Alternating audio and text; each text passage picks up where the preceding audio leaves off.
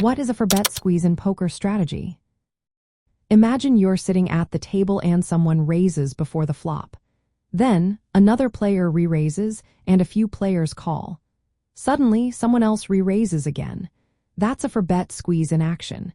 It's a move that can really shake up the game and put pressure on your opponents. A for-bet squeeze happens when you make a fourth bet after an initial raise, a call, and then a 3-bet by another player. It's a way to fight back against players who are trying to squeeze the pot by making a 3-bet after a raise and call. Instead of just calling or folding, you re-raise again, which is the for-bet. The main goal of a for-bet squeeze is to punish players who squeeze too often or with weak hands. It's a way to protect your own range and sometimes when the pot right there. If you do it well, it can force the squeezing player to fold many hands, especially if they don't have strong holdings. When you decide to for-bet squeeze, you need to think about what hands you include in your range. Usually, you want to include very strong hands like pocket aces, pocket kings, or ace-king.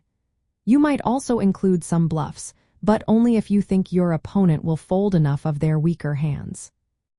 Facing a for-bet squeeze, you have 3 main options. First, you can tighten your range and only squeeze with the strongest hands. Second, you can go all in with a wider range to put maximum pressure on your opponent. Third, you can fold more often if your hand isn't strong enough to continue. Your position at the table matters a lot. Being in position means you can see what your opponents do before acting, giving you more options. Out of position, you should be more selective and lean towards stronger hands to avoid losing big pots. Bet sizing also plays a role. If you make a big for-bet, it's more likely your opponent will fold. Smaller for-bets might tempt them to call or re-raise, so size your bets carefully based on how aggressive your opponents are and what their tendencies are. Game flow and stack sizes are important too.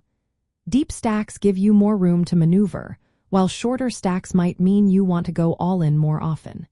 If players are aggressive and often for-bet, you need to adjust your squeeze strategy to avoid getting trapped. In the end, a for-bet squeeze is a powerful move that can turn the tide of a hand.